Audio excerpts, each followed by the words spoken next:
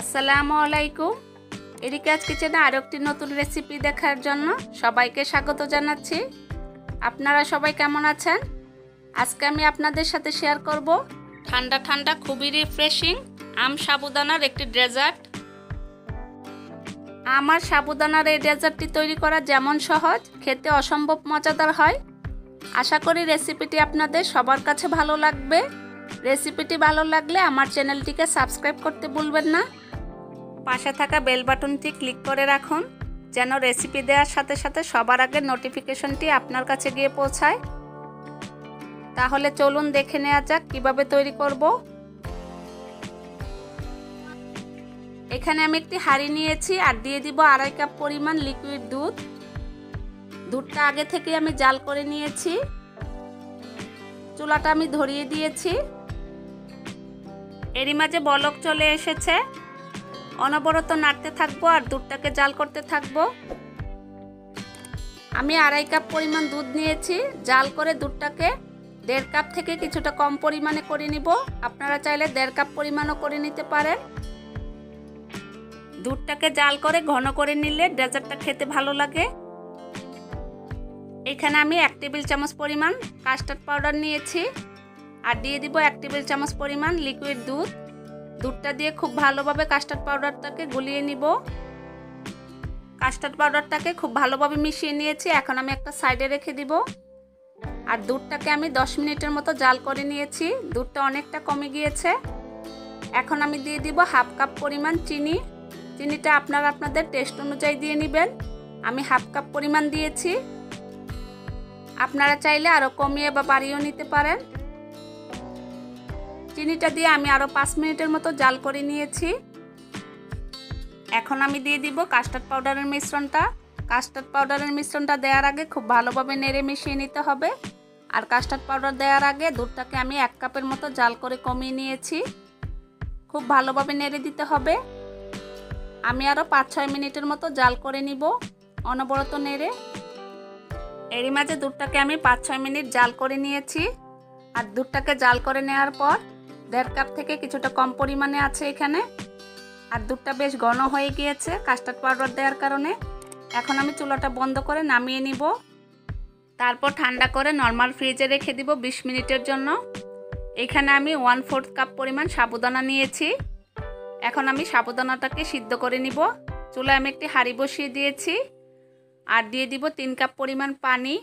চুলাটা আমি ধরিয়ে দিয়েছি। এরই মাঝে পানিটা গরম হয়ে গিয়েছে। এখন আমি সাবুদানাগুলো দিয়ে দিব আর সাবুদানাগুলো দিয়ে অনবরত নেড়ে 10 মিনিটের মতো জাল করে নিব। এই 10 মিনিটের মধ্যে সাবুদানাগুলো খুব ভালোভাবে সিদ্ধ হয়ে যাবে। আমি ডেজার্টটা তৈরি করতে দুধের সাথে 1 টেবিল চামচ পরিমাণ কাস্টার্ড পাউডার দিয়েছি। আপনারা চাইলে এই কাস্টার্ড পাউডারটা ছাড়াও তৈরি করে নিতে পারবেন। এরই মাঝে সাবুদানাগুলো বলক চলে এসেছে। সাবুদানাগুলো প্রায় সিদ্ধ হয়ে গিয়েছে। এখন আমি চুলা থেকে নামিয়ে পানিটা ছেঁকে নিব।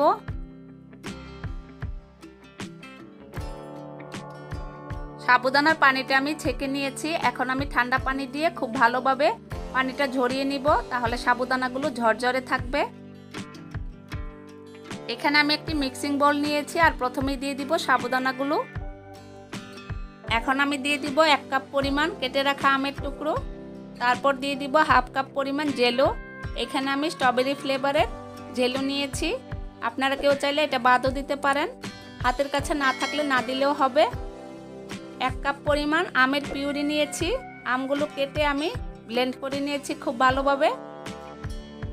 2 টেবিল চামচ পরিমাণ কাঠবাদাম কুচি দিয়েছি। খুব ভালোভাবে একসাথে মিশিয়ে দিয়েছি। সবশেষে দিয়ে দিব আগে থেকে জাল করে রাখা ঘন দুধ। দুধটাকে আমি জাল করে নর্মাল ফ্রিজে রেখেছিলাম 20 মিনিটের জন্য। আর কাস্টার্ড পাউডার দেওয়ার কারণে দেখুন দুধের কালারটা কত সুন্দর হয়েছে আর ঘনত্বটাও খুব সুন্দর হয়েছে। এখন আমি সবটুকু দুধ দিয়ে দিব। এইখানে 1.5 কাপ থেকে কিছুটা কম পরিমাণে দুধ আছে। আমি সবটুকু দুধই দিয়ে দিয়েছি। খুব ভালোভাবে মিশিয়ে নিব। আমি যেভাবে আমার সাবুদানার এই ডেজার্টটি তৈরি করেছি তাতে খেতে অসম্ভব মজাদার হয়। আপনারা যদি এই রেসিপিটা ফলো করে তৈরি করেন আপনাদের ডেজার্টটাও খুব সুন্দর হবে, পারফেক্ট হবে। দুধের সাথে খুব ভালোভাবে মিশিয়ে নিয়েছি। দেখুন কতটা ইয়ামি হয়েছে। এখন আমি গ্লাসে সার্ভ করে নিব। এই আমের ডেজার্টটি এতটাই মজাদার যে তৈরি করে না খেলে মিস করবেন। আম সাবুদানার এই ডেজার্টটি আপনারা তৈরি করে 5-6 দিনের জন্য নর্মাল ফ্রিজে রেখে খেতে পারবেন। সবগুলো গ্লাসে আমি মিশ্রণটা ঢেলে দিয়েছি। এখন আমি উপরে কিছু আমের টুকরো দিয়ে দিব।